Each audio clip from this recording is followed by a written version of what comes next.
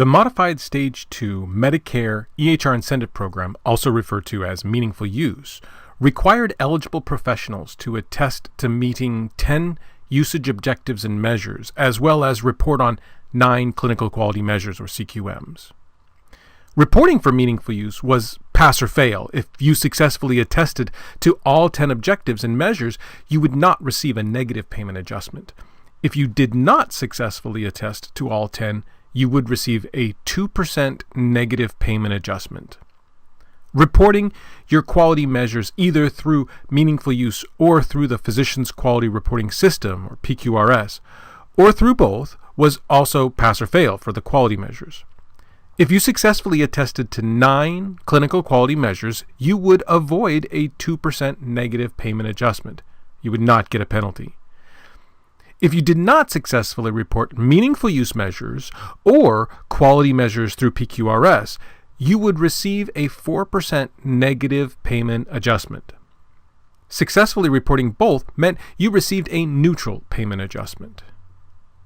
Macra is no longer pass or fail.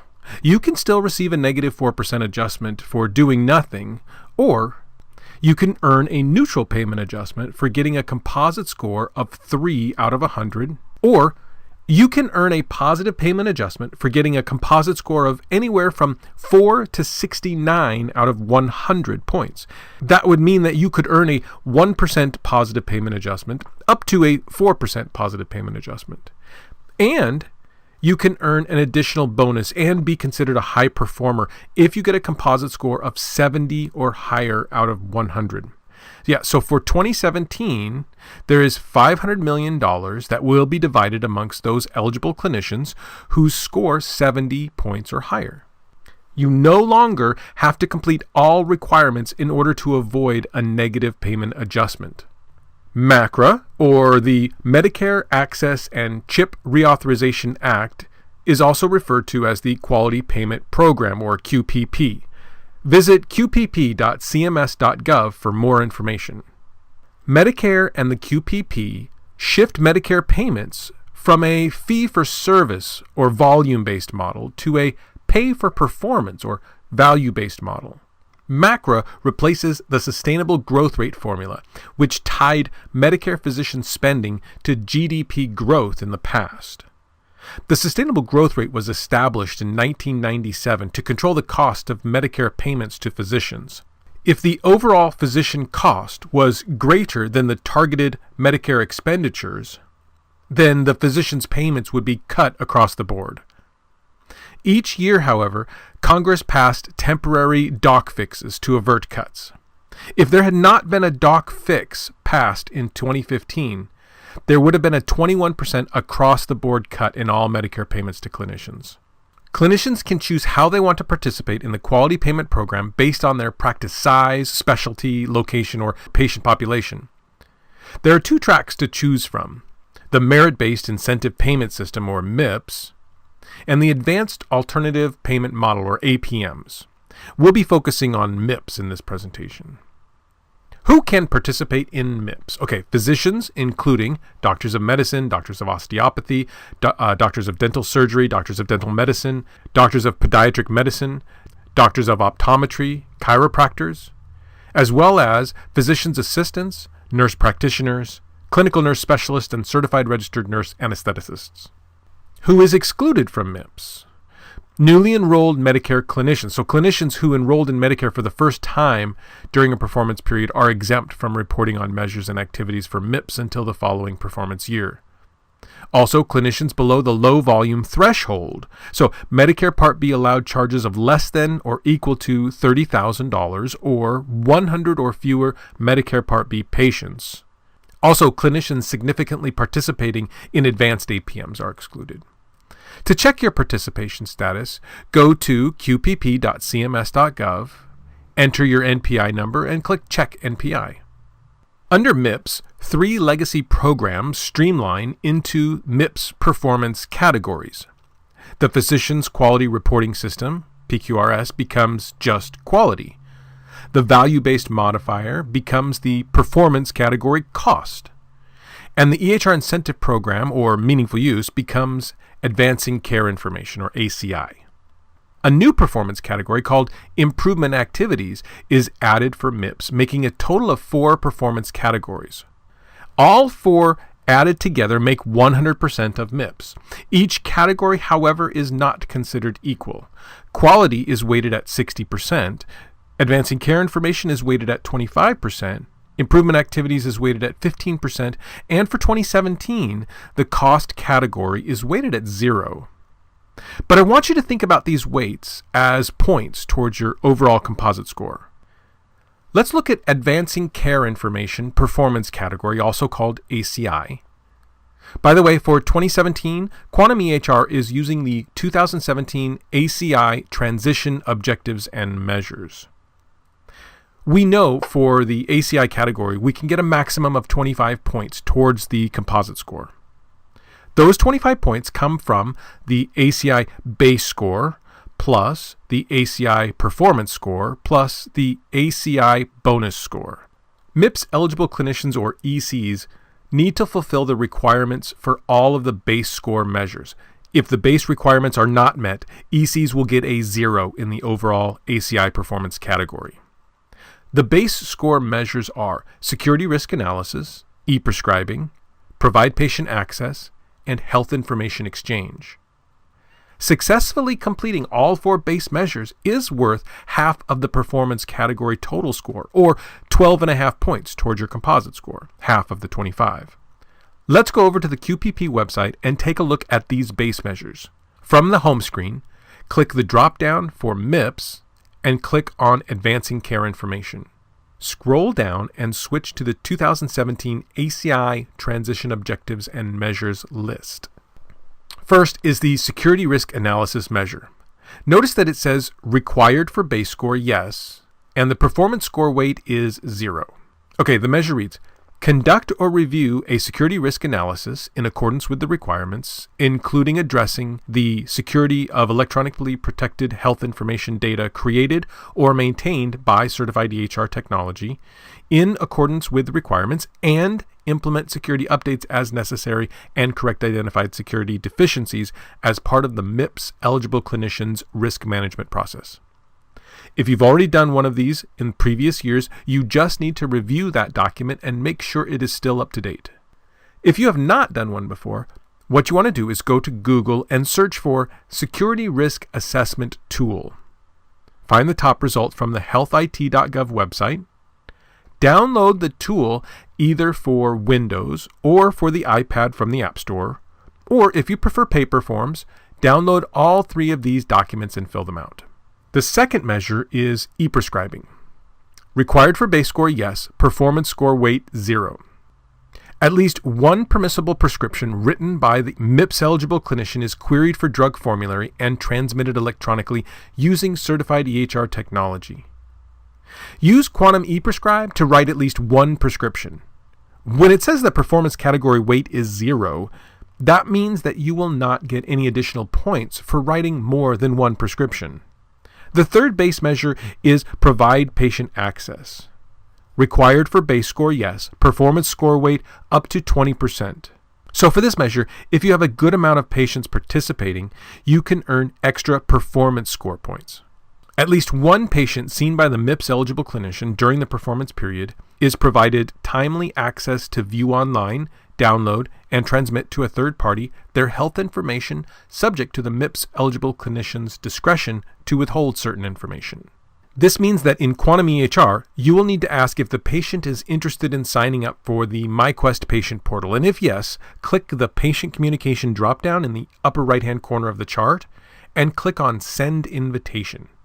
Choose either print or email, depending on how the patient wishes to receive that invitation letter. Then go back to the patient communication dropdown and click Create Summary. Check the box for Quick Select and click Create. If the patient does not want to sign up for the portal, just click Invitation Declined. The fourth and last base measure for 2017 is the Health Information Exchange measure. Required for base score, yes. Performance score weight up to 20%. The MIPS eligible clinician that transitions or refers their patients to another setting of care or healthcare clinician, 1, uses certified EHR technology, or CEHRT, to create a summary of care record, and 2, electronically transmit such summaries to a receiving healthcare clinician for at least one transition of care or referral. Doing more than one will give you additional performance score points. To meet this measure, you will need to send a summary of care record to a provider to whom you refer or transfer a patient through the direct messaging functionality or the email system of Quanum EHR. Click Compose Message or the envelope icon from the patient's chart. Fill in the recipient's email address. From the Reason for Disclosure dropdown, choose either Referral or Transfer or Transition of Care. Click Add Attachments and check the box for Quick Select. After the 4 base measures, your ACI score is made up of your performance score points for those measures that have performance score points, plus your bonus score. The measures which you can earn up to 20% performance points are Provide Patient Access and Health Information Exchange measures, as we have seen. You can also earn up to 10% performance points for Medication Reconciliation, Provide Patient-Specific Education, Secure Messaging with Patients, and View, Download, or Transmit, or the VDT measure. The performance score is the percentage you get when you run a report for a measure in Quantum EHR. So, for example, if you run the measure for Provide Patient Access, and you have a denominator of 100 and a numerator of 28, or 28 over 100, or 28%, your performance score for that measure would be 3 points. Except that this measure, the performance score is doubled. It's not up to 10%, but up to 20%. So your performance score would be 6. I want to take a look at another measure for the immunization registry. You can also get 10 points for this measure by attesting yes, that the MIPS eligible clinician is in active engagement with a public health agency to submit immunization data. So let's summarize before we go over the remaining ACI measures. You get 12.5 points for the required base measures and 10 points for the immunization registry. You will also get performance score points depending on how well you do on Provide Patient Access and Health Information Exchange base measures. So let's say you get the minimum performance points for both of those base measures. Because these two measures are double weighted up to 20%, you would get 2 performance score points for each one of those, or 4 performance points for the base measures. That is 12.5 points for completing the base measures, 10 points for the immunization registry, and 4 points for the performance score on those base measures. That is a total of 26.5 points. Remember, 25 is the max you can earn. And that is before we even look at the remaining ACI measures. But let's go over them now. The first one I want to look at is medication reconciliation. It states, the MIPS eligible clinician performs medication reconciliation for at least one transition of care in which the patient is transitioned into the care of the MIPS eligible clinician. Required for base score, no. Performance score weight up to 10%. To get credit for this measure, you must first identify that the patient is a new patient, a transitional visit, or a discharge follow-up from the care type dropdown. Then you want to click Active Medications and review the patient's medications. Once complete, click Save. You must click Save to get credit, even if you did not make any changes to their meds list. Provide patient-specific education. Required for base score, no. Performance score weight up to 10%. The MIPS eligible clinician must use clinically relevant information from certified EHR technology to identify patient-specific educational resources and provide access to those materials to at least one unique patient seen by the MIPS eligible clinician. To get credit for this measure, from the SOAP note, click Clinical Education. By the way, this works best if you already entered diagnosis codes.